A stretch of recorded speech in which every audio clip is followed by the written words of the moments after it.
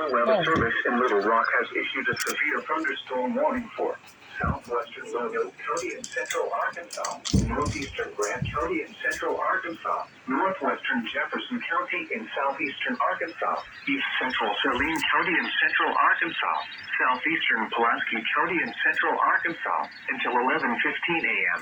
At 10:47 a.m., a severe thunderstorm was located near East End, or 11 miles southeast of southwest Little Rock, moving northeast at 55 miles per hour.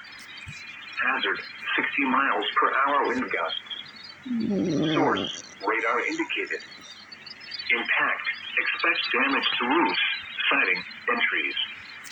Locations impacted include England, Wrightsville, Redfield, Kiel, King Creek, Ironton, Estes, Toltec Mountain State Park, East End, Orion, Hensley Island, Scott, Sweet Home, Alport, Coy, Beavis Corner, Tucker, Wright, Tomberlin, Lock and Dam 5 Park.